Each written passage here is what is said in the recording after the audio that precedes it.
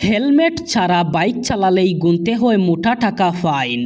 তবে এবার একেবারে অভিনব উদ্যোগ নিল পুলিশ।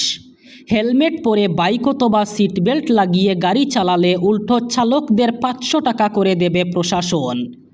তবে এর জন্য হেলমেট পরে অথবা সিট বেল্ট লাগিয়ে অন্তত একটি ছবি তুলে তা পোস্ট করতে হবে সোশ্যাল মিডিয়ায়। তাহলেই নগদ 500 টাকা জেতার সুযোগ পাবেন চালকরা। গাড়ি চালানোর ক্ষেত্রে সরকার মানুষের মধ্যে সচেতনতা বাড়াতে অভিনব উদ্যোগ নিয়েছে পশ্চিমবঙ্গের কৃষ্ণনগর জেলা পুলিশ। প্রশাসনের তরফে বারবার হেলমেট মাথায় দিয়ে বাইক চালানো অথবা সিট বেল্ট লাগিয়ে ড্রাইভিং করার কথা বলা হলেও অনেক সময় সেই সব কিছু না মেনেই নিজের প্রাণের ঝুঁকি নিয়ে রাস্তায় বের হন অনেকেই। পুলিশ ধরলে নানান অজুহাত দেখান তারা, তাতেই শেষ পর্যন্ত গুনতে হয় মোটা টাকা ফাইন।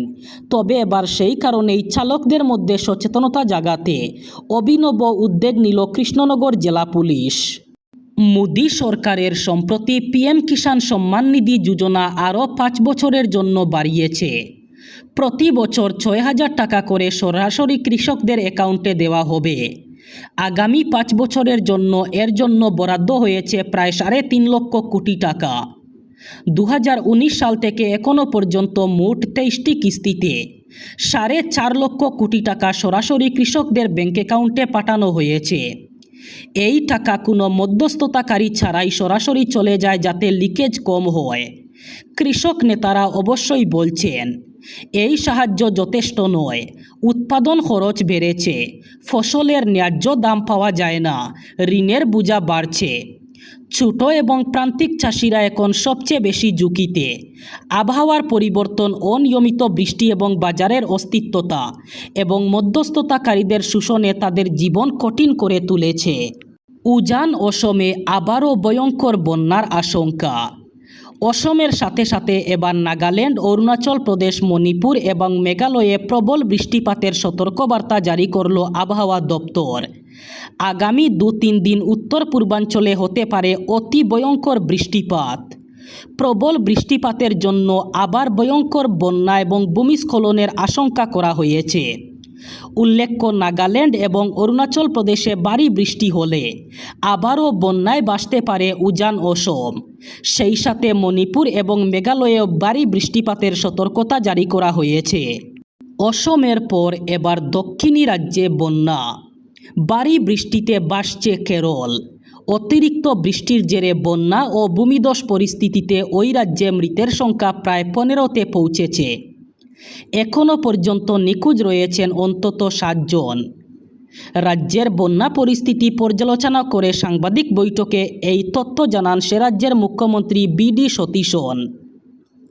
এদিন মুখ্যমন্ত্রী জানান, কোট্টায়াম জেলায় এখনও পর্যন্ত 3 জনের মৃত্যু হয়েছে। এছাড়া এর্নাকুলামে 2 জন, ইদুক্কিতে 1 জন, মুবাট্টুপুজায় 1 জন, কোল্লামে 2 জন, মালাপ্পুরমে 4 জন, কন্নুরে 1 জন এবং কোজিকুরে 1 জনের মৃত্যুর খবর পাওয়া গেছে। শেষ খবর পাওয়া পর্যন্ত ওই রাজ্যে মোট 316টি ত্রাণ শিবির চালু হয়েছে। ওই শিবিরে বৃষ্টি ও বন্যায় ক্ষতিগ্রস্ত প্রায় 11,000 মানুষ আশ্রয় নিয়েছেন। লোকসভায় পাশ হলো সুপ্রিম কোর্ট সংশোধনী বিল 2026। এই বিলের লক্ষ্য হল সুপ্রিম কোর্ট আইন 1956কে আরও সংশোধন করে শীর্ষ আদালতের বিচারপতির সংখ্যা বর্তমান 33 থেকে বাড়িয়ে 37 করা। চলতি বছরের মে মাসে রাষ্ট্রপতি দ্রৌপদী মুর্মু সুপ্রিম কোর্টের বিচারপতির সংখ্যা 33 থেকে 37-এ উন্নীত করার জন্য একটি অধ্যাদেশ জারি করেন। এদিন দুপুর 2টায় দ্বিতীয়বার লোকসভায় অধিবেশন মুলতবির পর কক্ষের অধিবেশন পুনরায় শুরু হলে কেন্দ্রীয় আইন ও বিচারমন্ত্রী অর্জুন রাম মেঘওয়াল সুপ্রিম কোর্ট সংশোধনী বিল 2026 পেশ করেন। তিনি বলেন, প্রধানমন্ত্রী নরেন্দ্র মোদীর দূরদর্শী নেতৃত্বে সংস্কার, কর্মদক্ষতা ও রূপান্তরের মন্ত্রটি কার্যকরভাবে বাস্তবায়িত হচ্ছে। মন্ত্রী জানান, বিচার বিভাগীয় ক্ষেত্রে চলমান সংস্কার প্রক্রিয়ায় এই বিলটি একটি গুরুত্বপূর্ণ পদক্ষেপ। শিলচরে ক্যাপিটাল পয়েন্ট থেকে রাঙ্গিরখাড়ি পর্যন্ত উড়ালপুল তৈরির জন্য ফাইল টেস্টিং প্রক্রিয়া আগেই শুরু হয়েছে। পাইল টেস্টিং প্রক্রিয়া স্বাভাবিকভাবে পার হয়ে গেলে আগামী 15 সেপ্টেম্বর থেকে নির্মাণ কাজ শুরু করা সম্ভব হবে বলে আশা ব্যক্ত করেছেন রাজ্যের নগর উন্নয়ন সহ অন্যান্য বিভাগের মন্ত্রী কৌশিক রায়। তিনি জানান, সেপ্টেম্বরে নির্মাণ কাজ শুরুর পরবর্তী বর্ষার মরশুম আসার আগে কাজ অনেকখানি এগিয়ে নিয়ে যাওয়ার লক্ষ্য নির্ধারণ করা হয়েছে। মন্ত্রী শিলচরে জেলা কমিশনারের কার্যালয়ে পূর্ত NHIDCL এবং রাজস্ব বিভাগের আধিকারিকদের নিয়ে পর্যালোচনা বৈঠকে বসেন। বৈঠকে উড়ালপুল সহ শহরের বীরবল বাজার থেকে মেডিকেল কলেজ হাসপাতাল পর্যন্ত রাস্তার কাজ, মধুরাঘাট সেতু, ক্যাপিটাল মোড় থেকে রাঙ্গিরখাড়ি পর্যন্ত রাস্তার কাজ, বদরপুর মালিডহর, শিলচর জিরিবাম, পয়লাপুল হাংরুম, বরখলা কালাইন রাস্তা এবং শিলঘাট সেতু নিয়েও পর্যালোচনা করা হয়। বৈঠকের পর মন্ত্রী জানান, শিলচরে উড়ালপুলের নির্মাণ কাজ যাতে আগামী 15 সেপ্টেম্বর থেকে শুরু করা সম্ভব হয়, এই কথা মাথায় রেখে গোটা প্রক্রিয়া এগিয়ে নিয়ে যাওয়া হচ্ছে। বিহারের রাজনীতিতে এক ঐতিহাসিক মহা উলটপুরাণ। দীর্ঘদিন ধরে ভারতীয় জনতা পার্টি বিজেপির অবেদ্য দুর্গ হিসাবে পরিচিত পাটনার ঐতিহাসিক বাকিপুর বিধানসভা কেন্দ্রের উপনির্বাচনে এবার জয় ছিনিয়ে নিলেন জনসুরজ পার্টির প্রধান প্রশান্ত কিশোর। বিজেপির এই ঐতিহ্যবাহী আসন হাতছাড়া হওয়া বিহার রাজনীতির সমীকরণকে রাতারাতি বদলে দিল।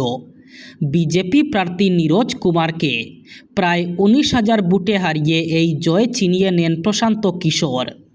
প্রশান্ত কিশোরের মোট প্রাপ্ত ভোটের সংখ্যা 63,203 এবং নীরজ কুমার পেয়েছেন 44,250টি ভোট।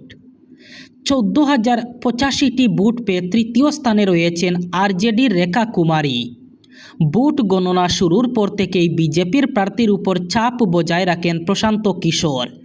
প্রতিটি গণনার রাউন্ডেই নিজের জয়ের ব্যবধান ক্রমাগত বাড়াতে থাকেন তিনি। শেষ পর্যন্ত বিজেপি প্রার্থীকে বিরাট ভোটের ব্যবধানে হারিয়ে বিশাল জয় হাসিল করেন জনসুরজ পার্টির